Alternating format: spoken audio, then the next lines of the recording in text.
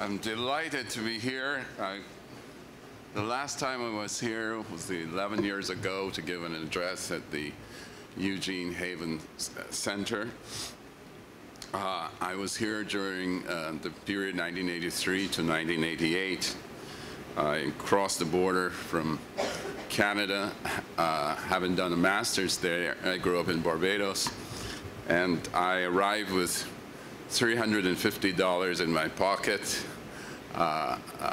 Michael Apple helped to get me established at an apartment in Langdon Street, and most of the money went away.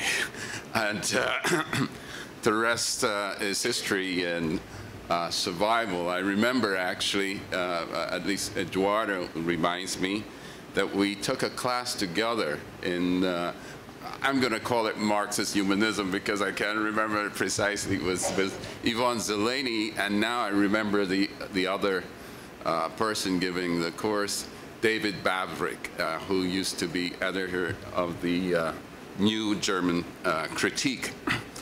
I'm not going to talk about music, but I'm going to talk about an orchestration of images and imagery related to the city, and to talk about the great struggle over the iconography of the present, and in which the city is a very powerful organizing metaphor and discourse. So I want to start by looking at some images of a new spanking new India.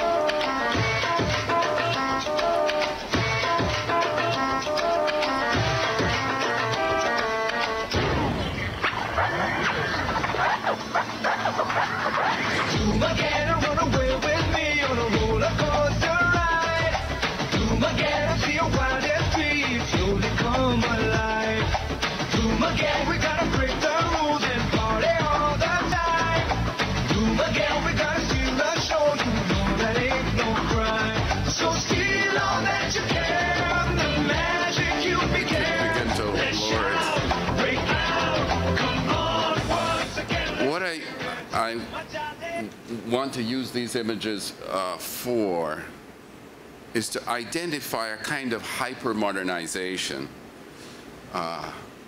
as it is articulated through these new spanking edifices and smooth surfaces of gentrification of urban space. I start with India, but I'm going to end up with Chicago. As an entree into a discussion of the city as a site of a great struggle over the iconography of the present and future.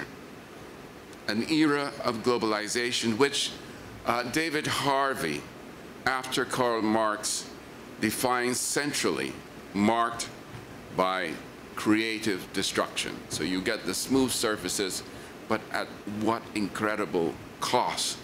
The cost of profound displacement. Within this framework, education itself is integrated into these logics of capital and capitalism, as capitalism seeks out new sources of value in immaterial resources.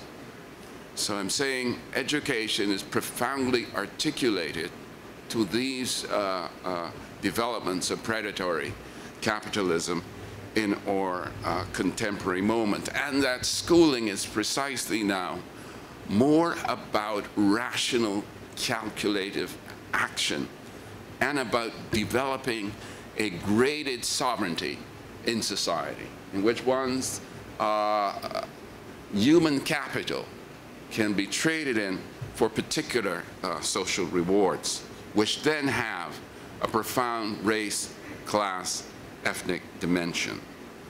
In this context, whole groups are being thrown up against each other by neoliberal globalization and racial discourse. This is the sort of situation in which Henry Louis Gates meets the police in Cambridge.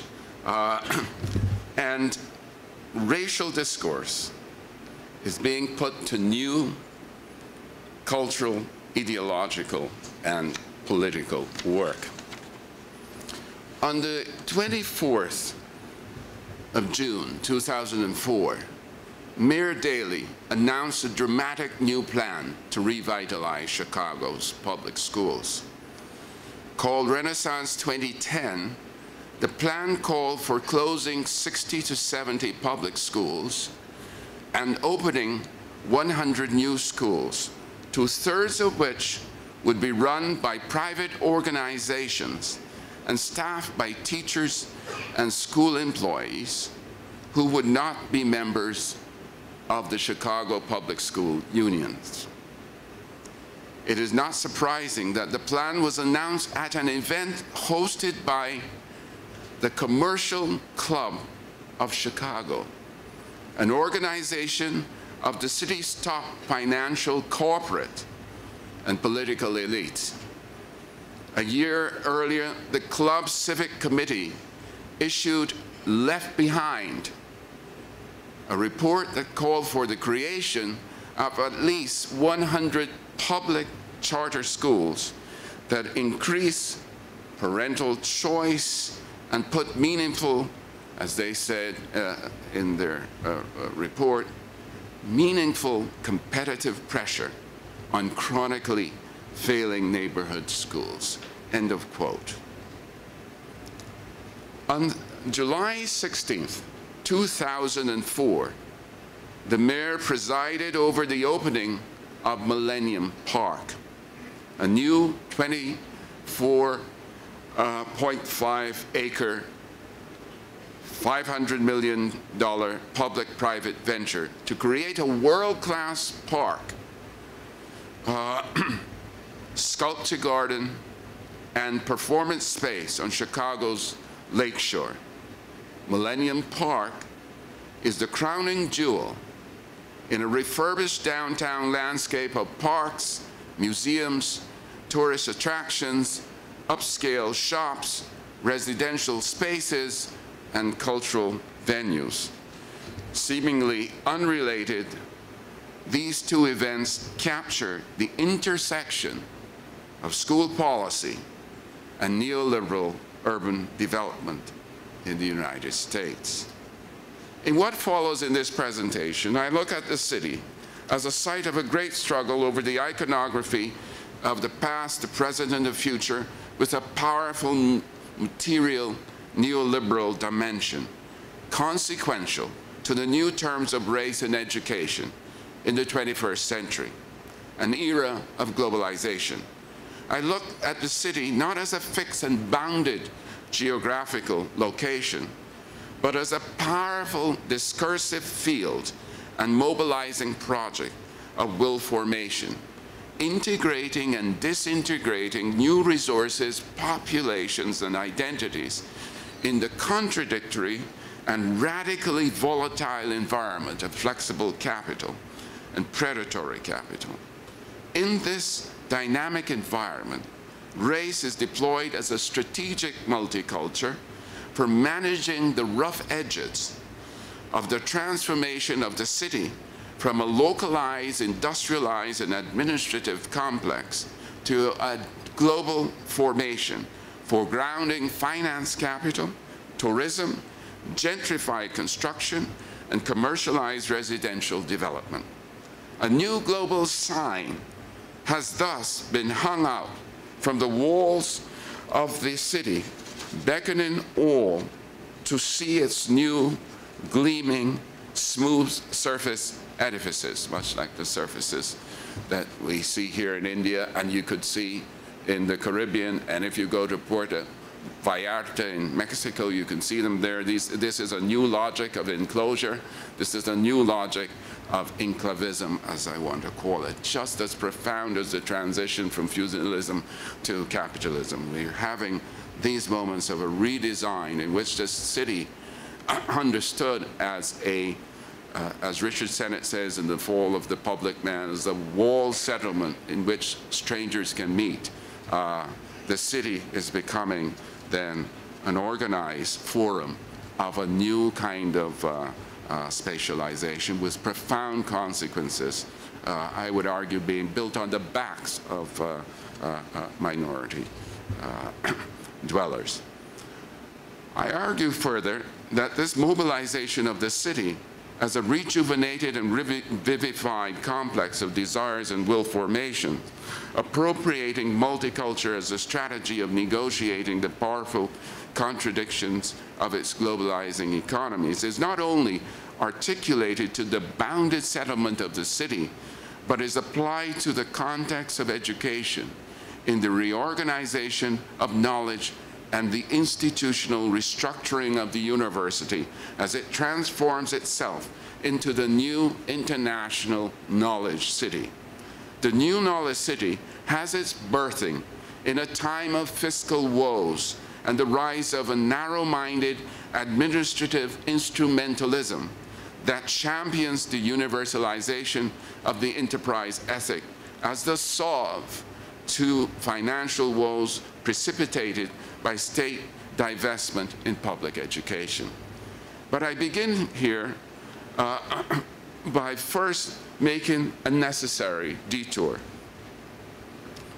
to a more reflexive and thoughtful alternative vision of the city consecrated in the painterly photography of the African-American painter Roy de Carava. You can show the pictures as I talk. It is de Carava's vision that serves as a prod to my critique of the visible world. If we can, full screen, yeah. These are extraordinary images of a photographer who grew up in New York City, was the child of a single parent, and ended up being conscripted in the army, suffered profound racism there, ended up in the a mental psychiatric ward, and said that he felt there was so much kinship and understanding of life in the psychiatric ward, and it was the people outside of it that were mad, and came back and with some kind of encouragement from teachers and so forth, became this extraordinarily important photographer. And he died last year at age 1989. He did a wonderful book from which some of these images are taken, called A Sweet Fly Paper of Life with Langston Hughes. But the point that I'm trying to make here is that this is a representation of black working class grounded in the city, pursuing the meaningful life within constraint. And it is set against the kind of pathologies that you get generated in the contemporary news media. It is precisely de Carava's black subjects, then, I'm arguing, whom the new vision of the global city now discards as an old iconography, an unusable marker and reminder of its industrial failure, and the segregationist models of stratification still etched in the spatial organization of a city like Chicago. Following de Carava's humanist framing of city life, I offer a critique of these largely unchecked developments in which I seek to interdict a certain transaction of neoliberalism and globalization in the context of the city that has brought the educational enterprise under the grip of a new identity linked to these graven instincts of late capital. These neoliberal developments set particular institutional configurations in place that serve to materially exacerbate the circumstances of social and educational provision for minorities, while paradoxically utilizing multiculture as a strategic mobilizing force for privatization and utilitarian goals. Within this framework, new authorizations of the use of race and marginalized culture have been assumed that require no necessary warrant from minority groups who might otherwise have regarded race and culture heritage as a final property. So you can get people like Glenn Beck calling the president a racist. Above all, this presentation, as an intervention in current debates over race, proceeds on one central working assumption. The study of racial logics in the new century is not to be methodologically separated from a keen assessment of the entailment and imbrication of race in the new, powerful dynamics associated with flexible capitalism, globalization, and the neoliberal policy environment. This approach effectively connects race to class in the understanding of the particular mobilization of the discourse of multiculture that has as its subject an ecumenical, cross-ethnic, cross-dressing, domestic and foreign, professional middle-class agent, the beneficiary of gentrification in the city and narrowed utilitarian goals in the university.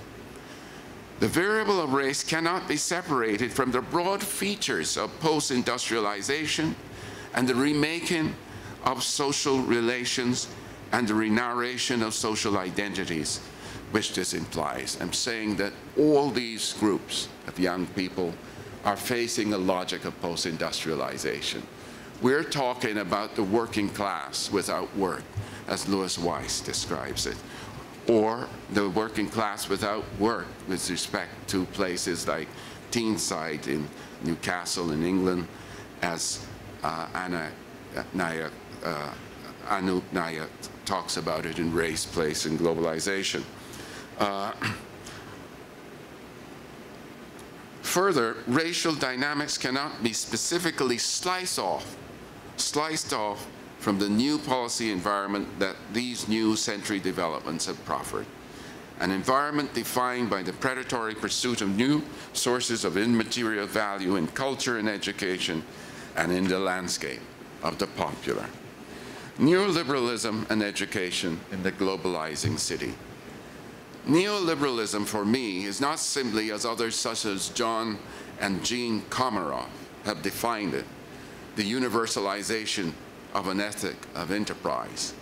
Instead, I consider neoliberalism through its real existing modes of implantation and effects of displacement as the great unmooring of things, of long-held social relations, the disembedding or ripping up of social relations, social bonds and social categories that we have used to apprehend modern life and modern institutions. This is the great project of class redistribution, as David Harvey describes it. Categories such as work, class, and race are now having their old contents emptied out and are being assigned new meanings that evoke and call up contradictory and unsettling moral resources and political purposes. I believe we are at a point in these new developments associated with capitalism, flexible capitalism, hyper-capitalism, that could be described as a new primitive or predatory stage, a time of the relentless search for new sources of value in ever new quarters of everyday life and in material reality. As Paul Willis notes in his essay, The Foot Soldiers of Modernity, late capitalism is not simply appropriating from nature, but is engaged in the excavation of human nature or the fomenting and raiding of desires, anxieties, and fears. In other words, it's a question of who can make their fears public policy, who can consecrate their fears and prosecute their fears into policy action and economic rewards.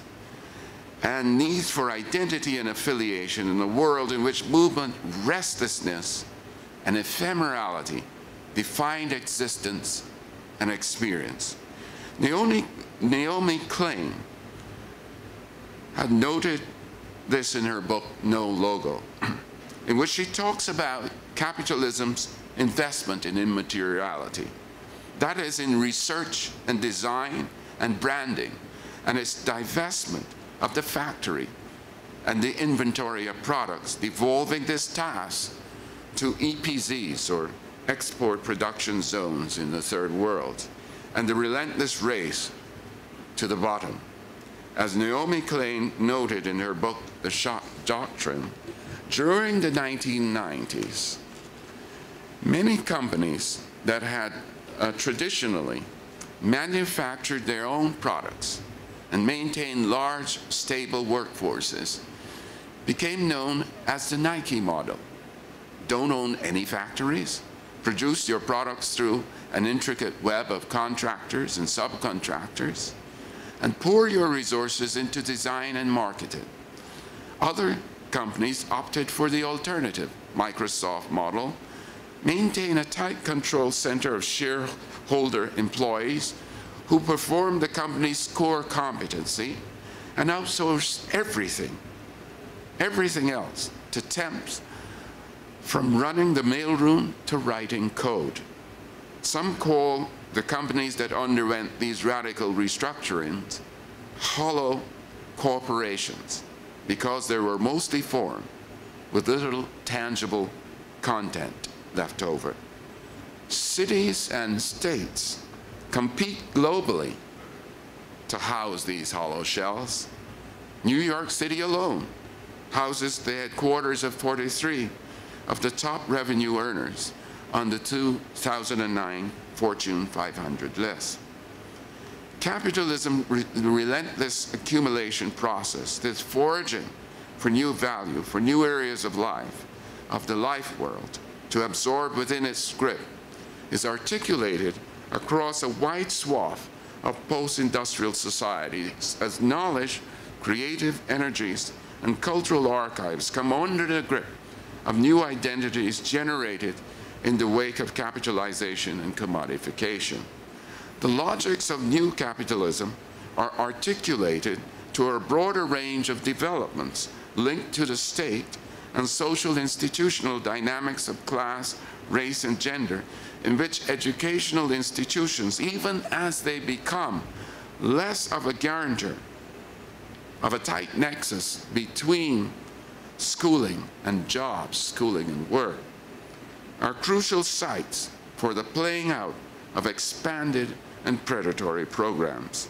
Education stands squarely in the crosshairs of this turn towards acquisitive capital, towards the conquest of immaterial resources.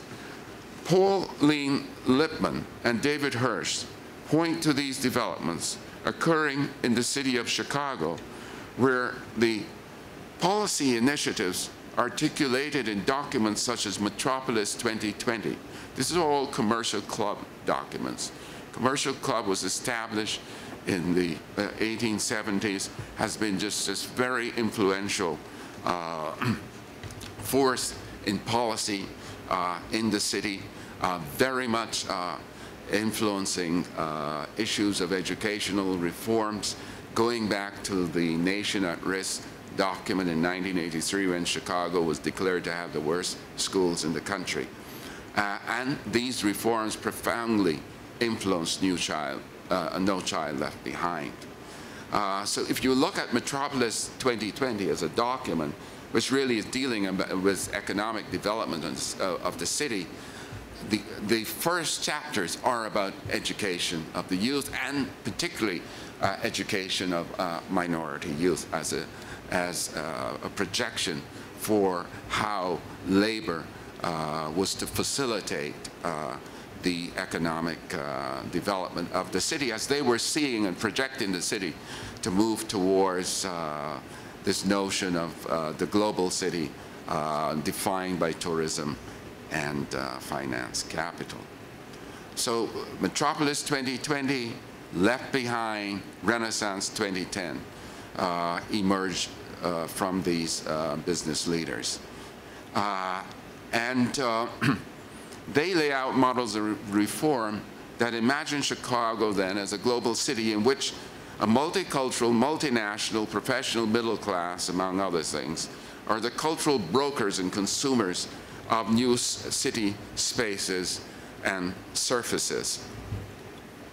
This is what Zygmunt Bauman calls these global cities as sites of hyper-entropy. That is, they're sucking in consumer resources and displacing and spitting out groups all the time to stress suburbs and the like, creating all kinds of new dynamics in satellite areas outside the city. People can't have access to meaningful transportation to work, etc.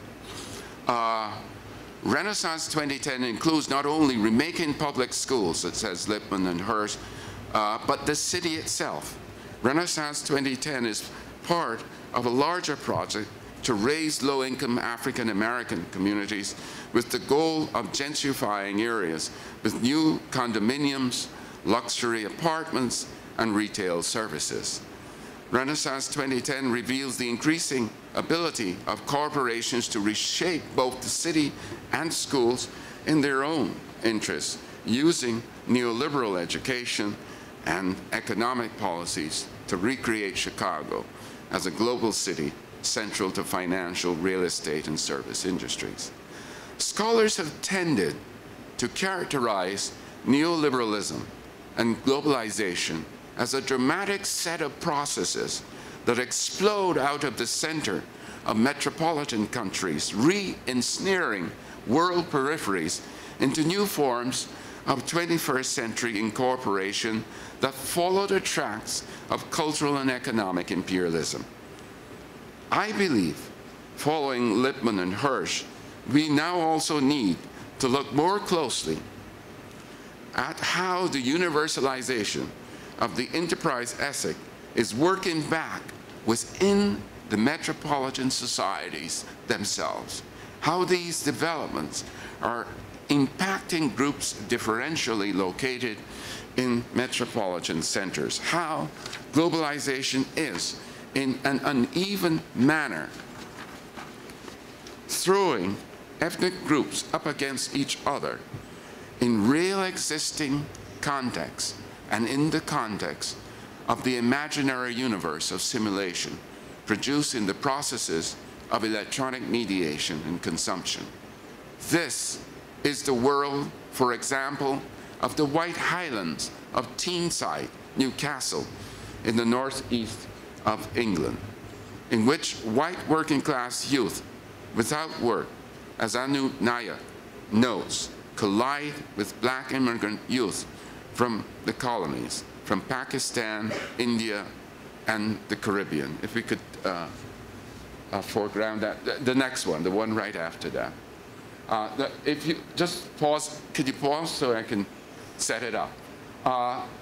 This scene we were going to see before was a group of these young skinheads dressed in the uniforms of the other, literally ransacking an apartment, just tearing it apart. This is a scene which features this character, Combo. And it's going to be one of these scenes in which there's the profound expression of what sociologists have been calling revanchism. This notion of blaming minorities for the problems of whites, and the white working class in particular. It's at the same time alloyed to an incredibly powerful vitriolic sense of the nation, of England as an island with particular kind of fortunes being overturned by immigrants. So let's take a look at it. Fucking audible little bastard. Can we get more volume? A little bit. A bit. Tell it to it, Wood, man. I was fucking audible, wasn't I? You're a bit of a bastard, man. Yeah. Yeah, well, you were a snake. You were a fucking serpent from the Bible, weren't you? Do you want to know why, Wood? Yeah. Do you want me to tell you why? Yeah? Because see that man there, Milky? That man there took abuse off me. And I said some horrible things, Milk, and I'm fucking sorry. You let me abuse him. And what did you do? What did you do, Wood? I didn't do anything. Sorry, mate, can't hear you. I didn't do nothing. Exactly, didn't do nothing, didn't do fuck all. Neither did any of yous. Not one of yous fucking stood up and made yourselves count for that man, yeah? And that was fucking wrong. Milk, honest to God, I'm really glad you came here today. And I mean that, mate, I really mean that. Because I've got one question to ask you. Just one question, and, you know, when you've heard it, if you want to leave, you can leave. By all means, that's fine by me, but I've got one question to ask you. And that's, do you consider yourself English or Jamaican?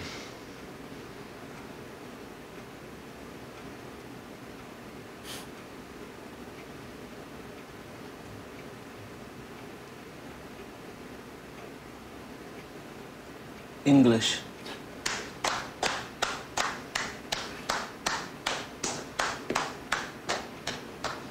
Lovely. Love you for that. That's fucking great. A proud man. Learn from him. That's a proud man now. That's what we need, man. That's what this nation has been built on. Proud men.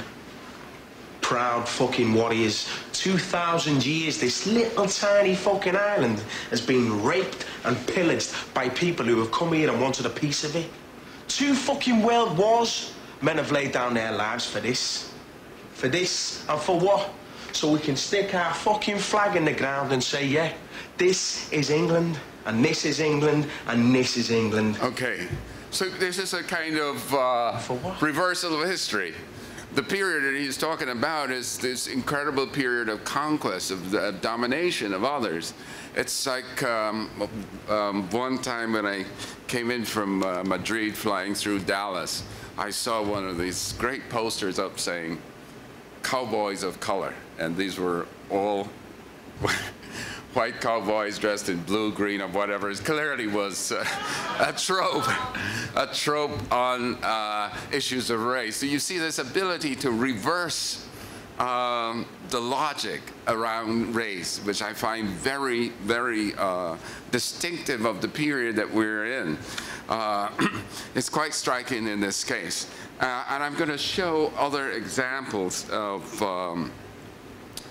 this use of culture in a particular way.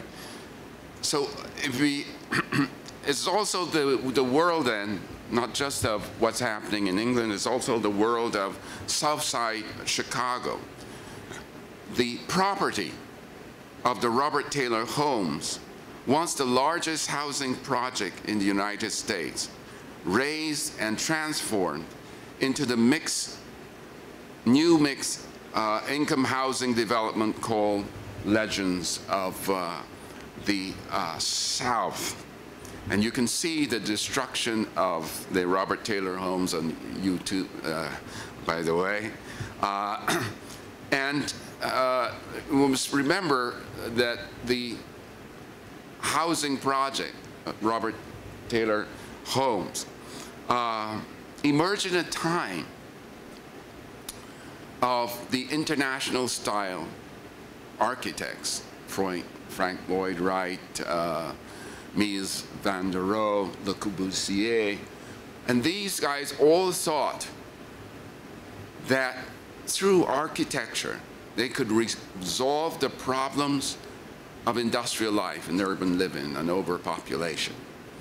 And here we are in the 21st century with a different kind of framework. And this framework involves a reorganization or a restructuring of the city at the cost of minority actors, but at the same time appropriating minority cultural form to sell the project of the new development. So if we look at Legends of the South, which is the new development, this is the,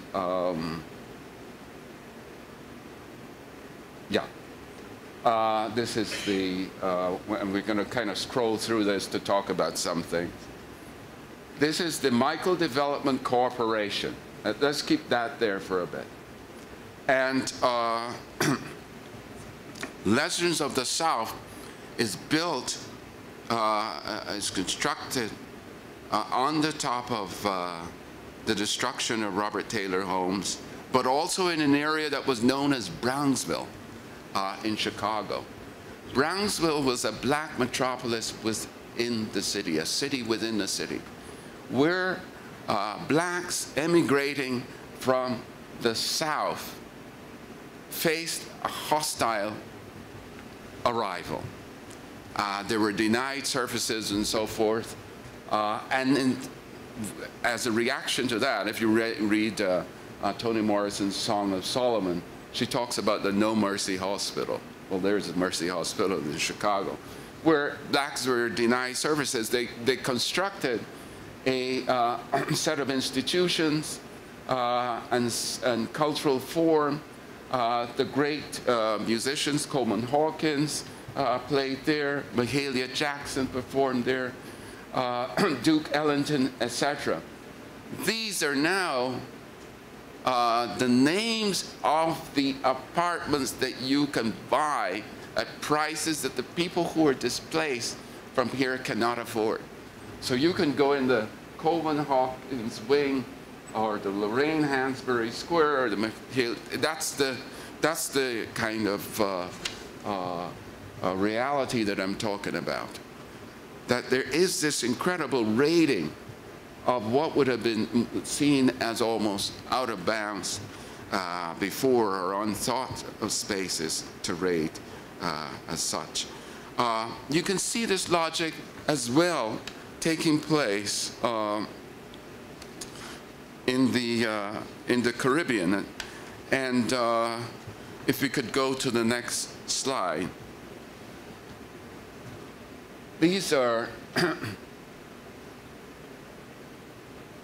hotel, beach-related properties in Barbados. Look at the price.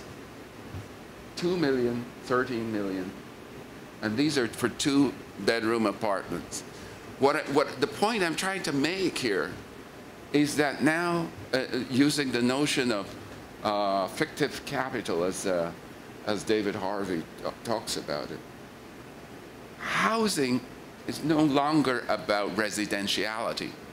It's about playing the game of collateral, shares, etc. You own this property.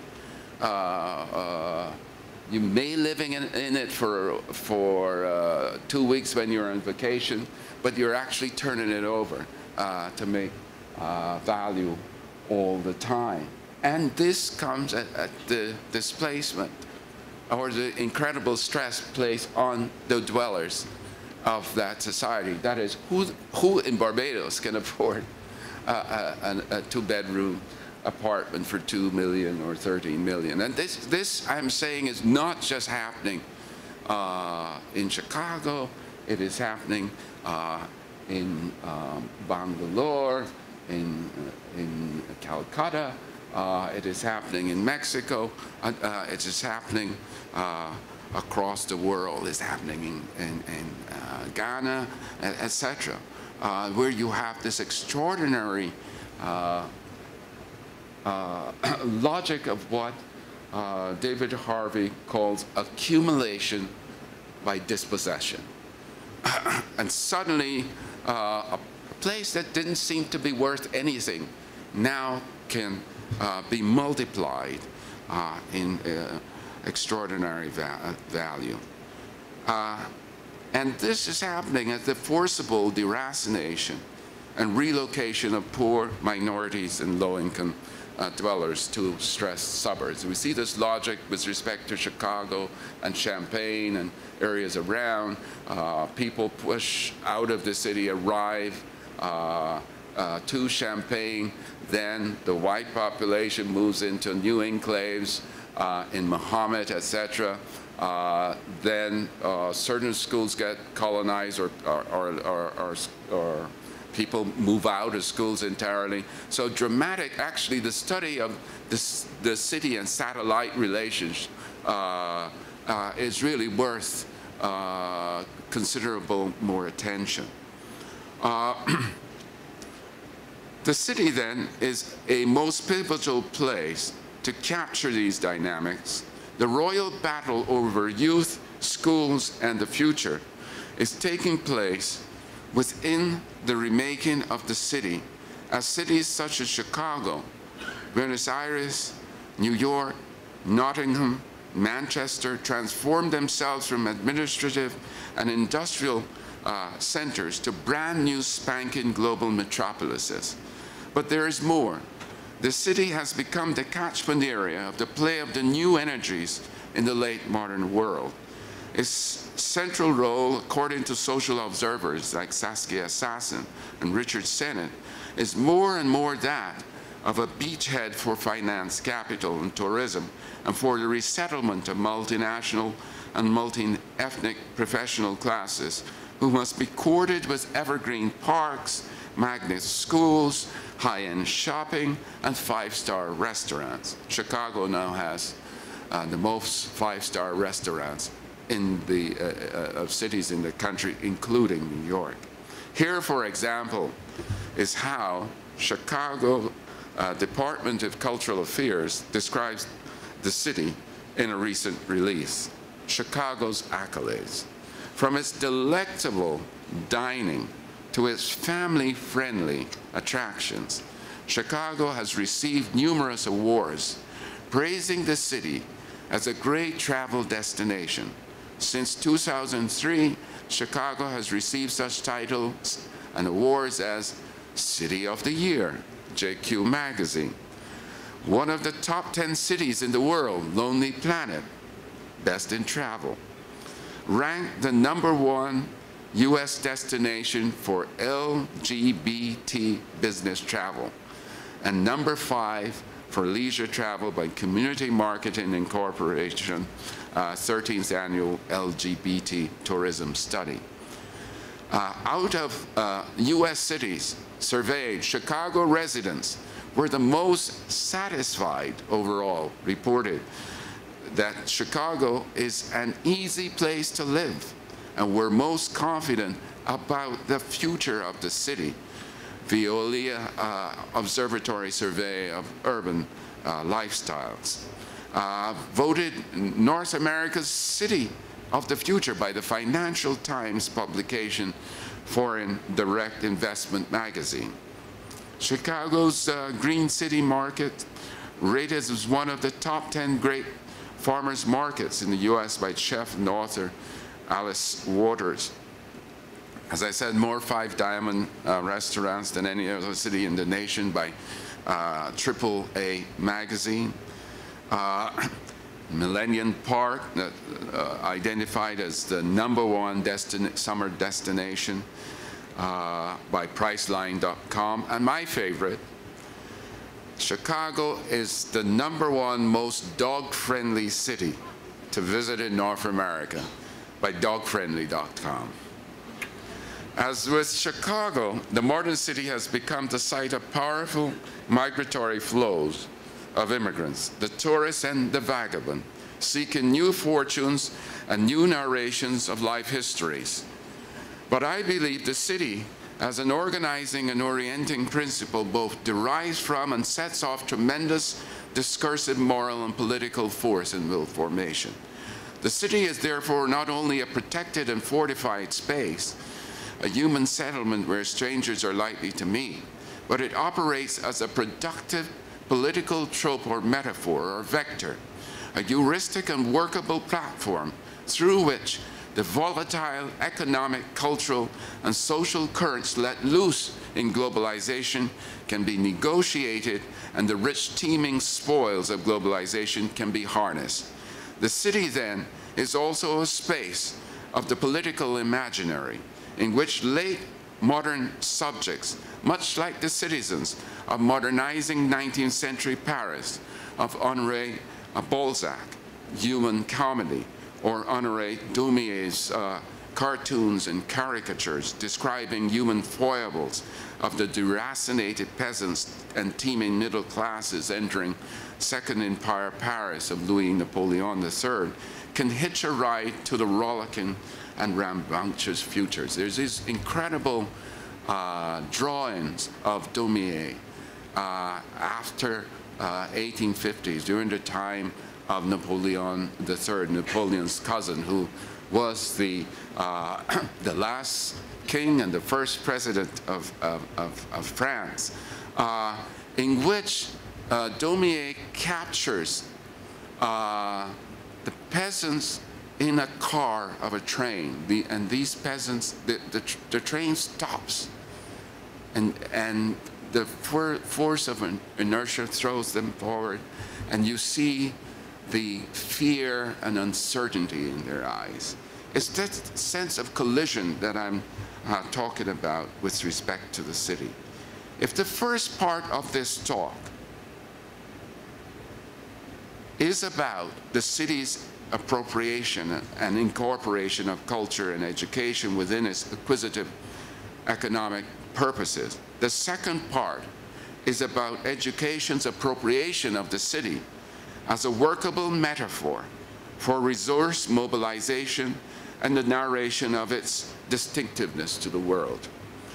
This idea of the city usurps the state as a workable trope in the struggle over the iconography of modern life, taken on by institutions and units such as the school and the university. In this sense, educational institutions are both sites of management and modulation critical to writing the hurly-burly futures of the new gentrifying global city. But there are also sites engaged in identity makeovers as cities or citadels in their own right. It is from this discursive vector of the city that these institutions reimagine themselves as players in the global arena. The University of Illinois at Chicago makes this plain in its strategic plan version 1.3, Access to Excellence. And I quote, "America is becoming much more global and diverse. The world may not be quite as flat as Thomas Friedman suggests in his recent book, but one of the de facto measures of globalization is the almost universal internationalization of the world's research universities, as they work not only to retain their own country's students and researchers, but also to attract students and research from around the world. The competitive edge American universities once held over higher education institutions is no longer a given, and universities like the University of Illinois at Chicago will have to work harder than ever to attract and retain the best and brightest." End of quote. Indeed, some estimates, such as that of Alan Ruby's in a recent University World News Report article, put the international student industry that the University of Illinois at Chicago is directing its attention towards at over $100 billion worldwide, with the United States accounting for over $16 billion of it. The goal here is to liberate and tap new revenue streams in the vast reserve army of international students and to harness their intellectual labor. So you have recruitment agencies actually going abroad to select these students for institutions here in the United States. Often these institutions are sometimes preparing an additional year for seasoning in the culture and boosting the language skills, reaping another year of revenue from tuition from these students. So this has taken on, in my mind, a frenetic kind of urgency. It is a framework that neuters race and redirects it to multicultural and new purposes. The University of Illinois at Chicago, again, with its strategic plan, is illuminating here. The United States, says the plan, is expected to be the major net receiver of international migrants, with projections estimating 1.1 million immigrants annually from 2005 to 2050. It is also projected that the Caucasian population will drop to around 50% by 2050 in the United States. America is becoming much more global and diverse. Given this trend and the increasingly global nature of markets, employers will require greater knowledge of other countries and cultures, as well as increase language capabilities. So with the Paul Simon Study Abroad Act, the logic is going the other way. But I can think of the example of Coventry in England, which was a polytechnic about a decade ago. And it then changed its policies towards attracting international students and setting up programs defined by e-learning. The Polytechnic flourished, has since become a Research One institution, now is opening campuses in London, etc. So this is good business.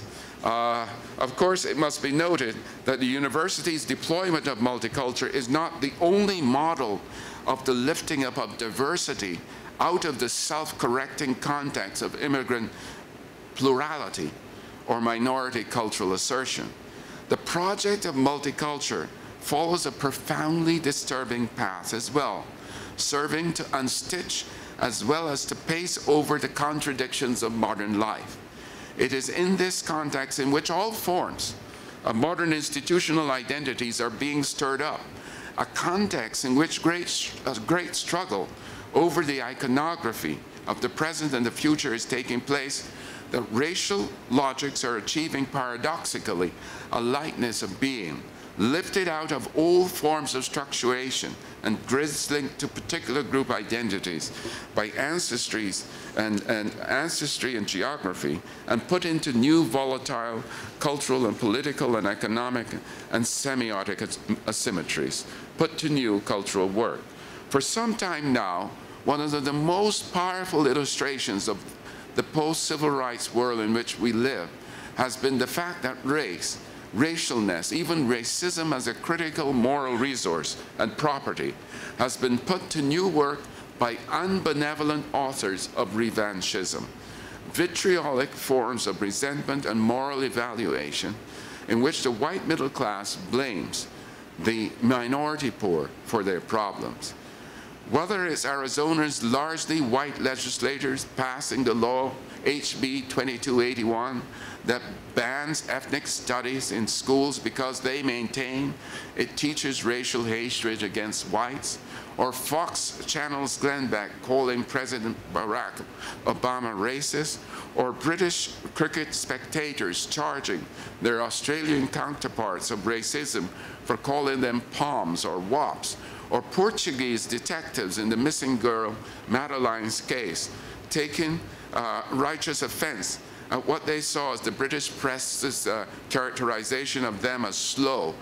Racial discourses are coming under a new forms of authorization, and racial identities are being directed from place, ancestry, geography, and language by forces of late modernity that are separating culture from place and assembling in new forms and organizations.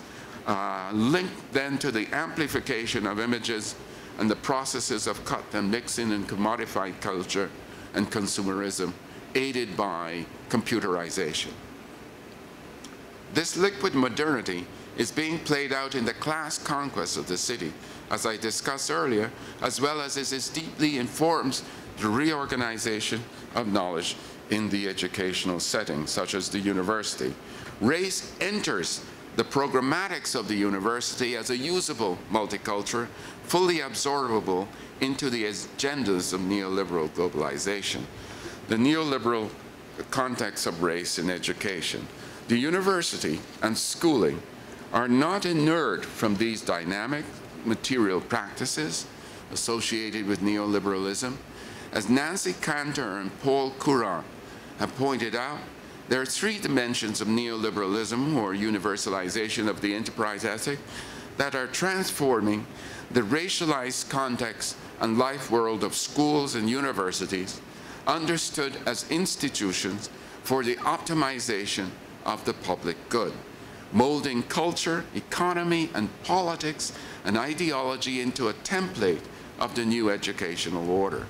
These three neoliberal tendencies have alienated or deorganizing impact on minority access to knowledge and to the knowledge city, and the status of racially subjugated institutional knowledge building taken as a whole.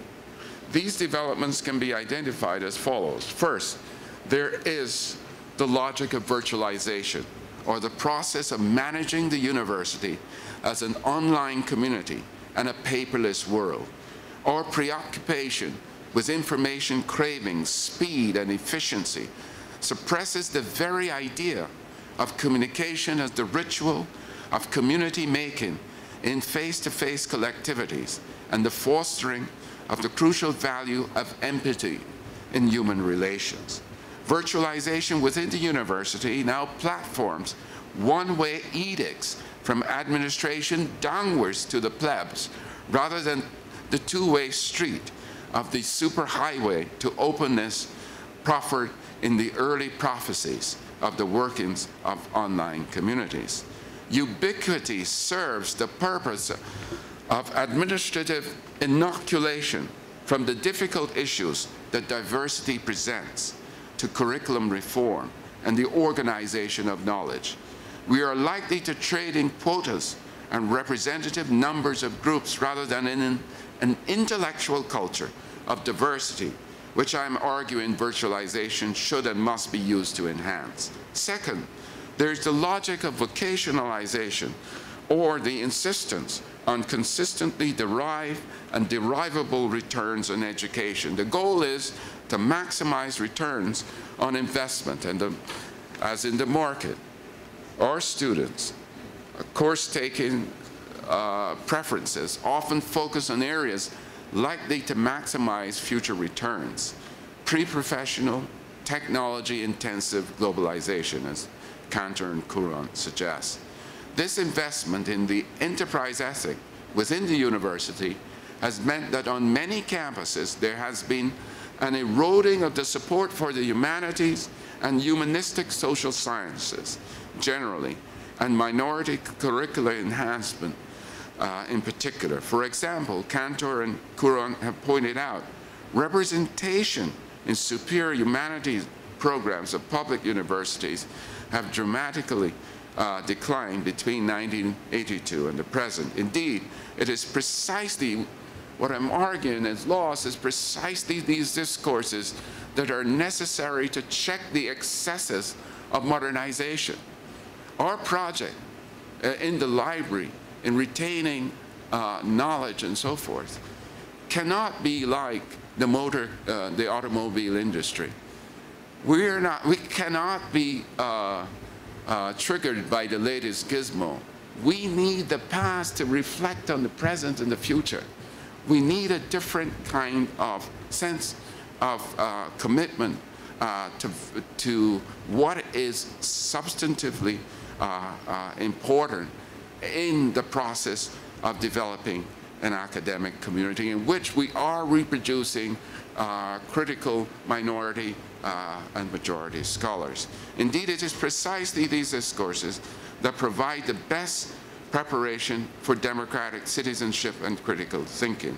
Vocationalization of school knowledge also has the effect of both marginalizing and re-narrating subjugated knowledges such as African American studies, Asian American studies, Latino-Latina studies as professional competencies, expertise used largely for managing the tensions between competing groups over the scarce resources in the university setting. The third and final tendency that I want to highlight is the process of educational fiscalization, or bottom line budgeting, as the ruling measure of viability of all departments and units of educational institutions.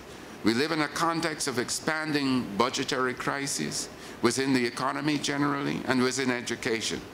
There are increasing demands for accountability and fiscalization, the application of bottom-line rationality to all education decision-making.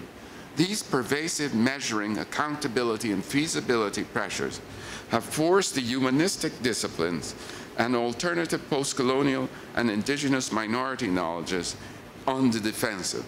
The pressure rationalization has placed humanistic programs in doubt, forcing them to establish new codes and rules of the game.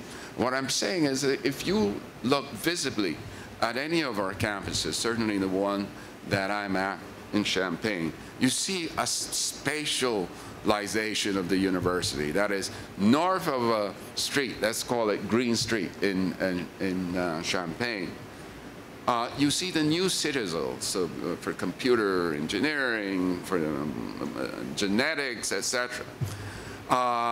South of that line, you see the places like Lincoln Hall at the Urbana that are dilapidated, needing restructuring. If you want to offer a class, there's no media or digitalization available to you, even when you're teaching communication courses. I teach in a media college in which you can't find media.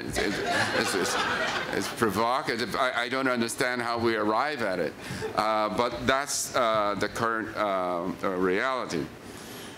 Nancy Cantor and Paul Couron understand these trends as fiscal and budgetary dilemmas. I see them as deeply cultural in the sense that they set off particular configuration of interests, needs, desires, beliefs, and system-wide behavioral practices in the life world of universities and schools with respect to ethos and milieu and the organization of knowledge, the regulation of individuals and group relations in these institutions, and the sorting and sifting of social and cultural capital of different class and ethnicity-based groups.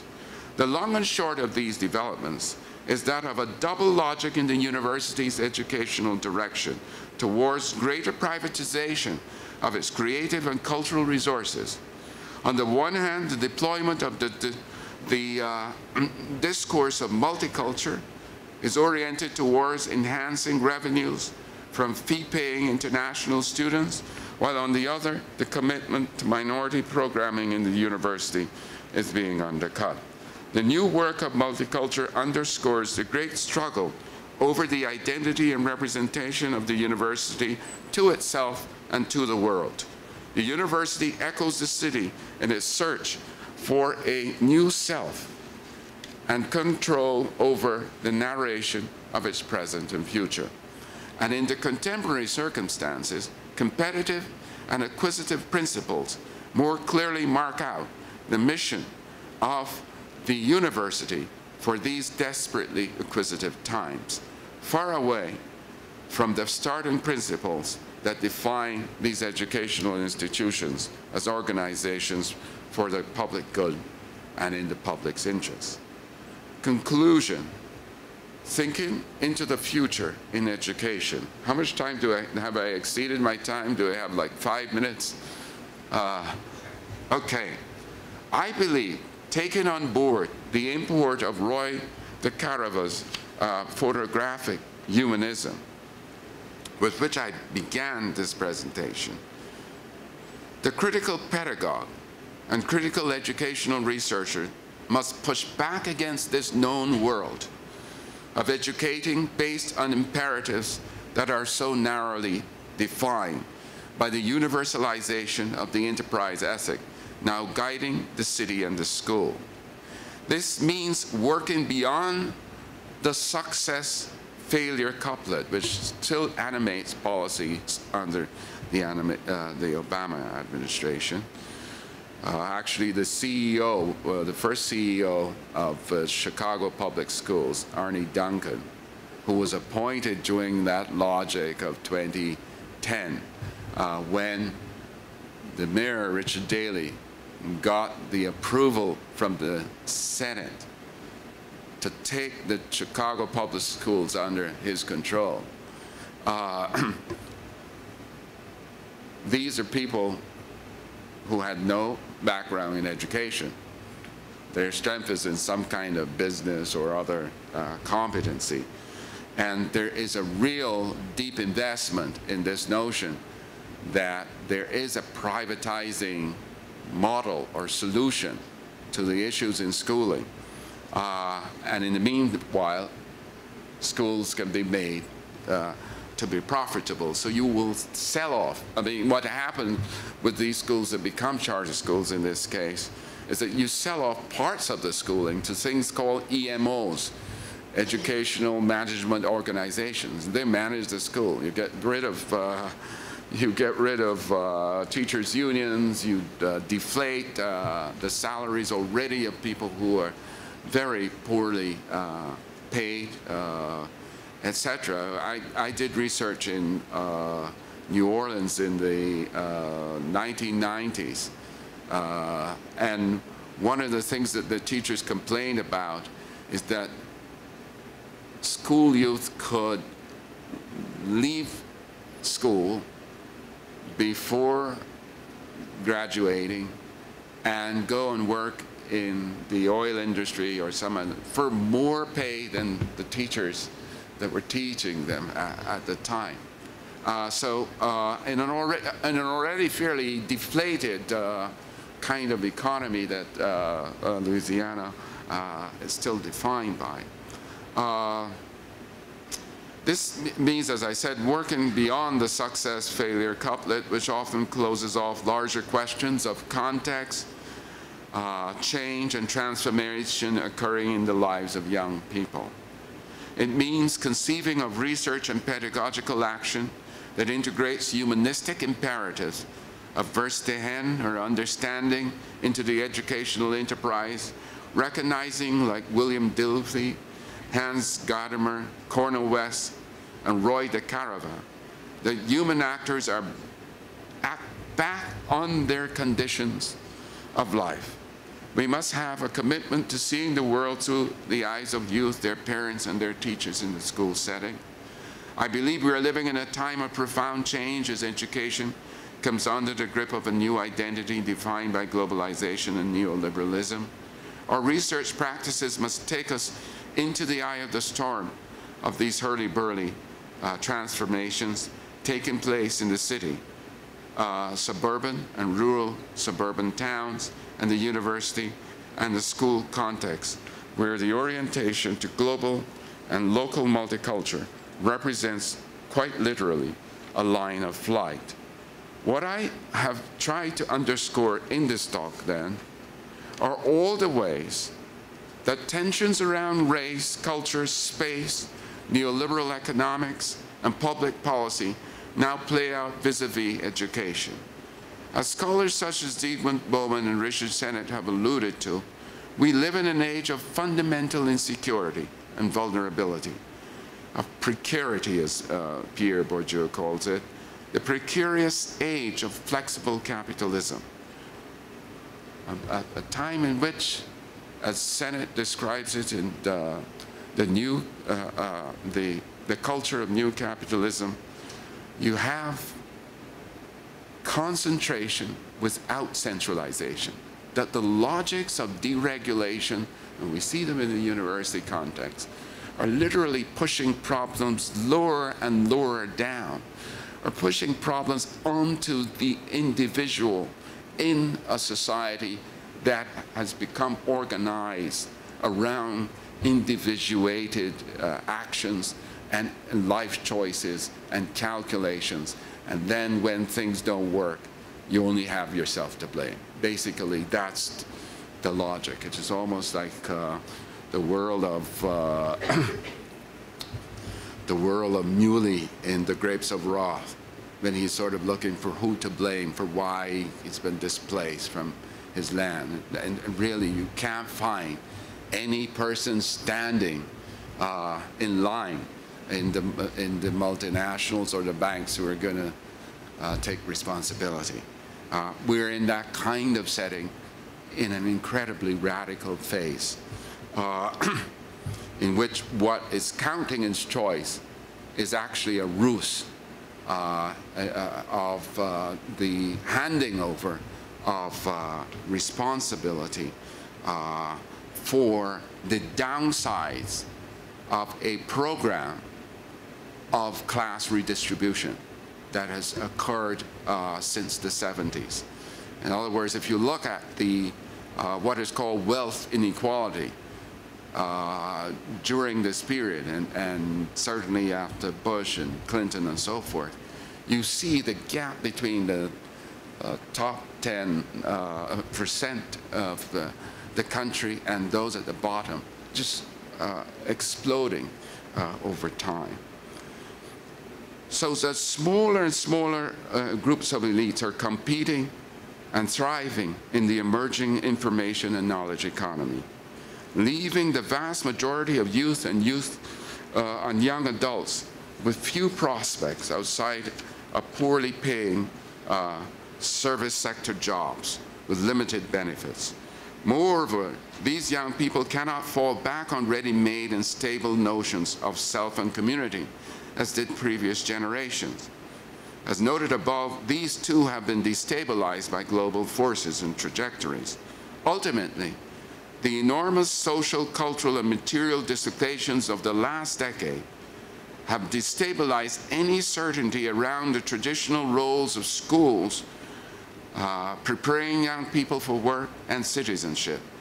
This new landscape, I argue, demands a different set of understandings as to what constitutes what some call the research imaginary in education today, how we contextualize and understand what we envision in education, and how we think about students, particularly minority youth, has implication for who gets what type of educational experience and who gets what type of access to schooling. This seems at the heart of any discussion of youth culture today.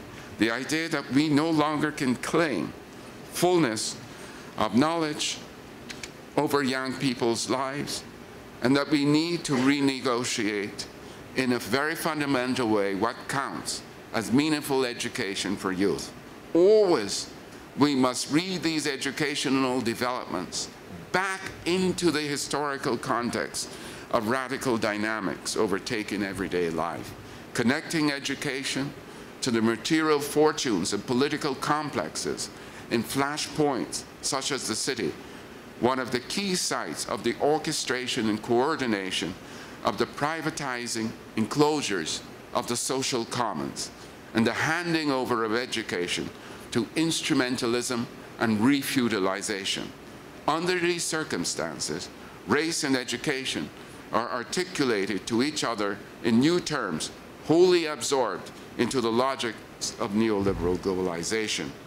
Ultimately, I've sought to focus on these new terms of race, showing the ways in which the logics of neoliberalism and globalization are defining the contemporary frameworks and relations between education and society, In many ways, society has imploded into education, and education has expanded deep into society, where arguably film, television, the internet, popular culture, and popular music may be the ascendant centers for educating the young about each other and the foreigner in their midst and in the world. It is a context in which old ways of thinking about race are untenable, and new methodologies and theories are in short supply. Thank you.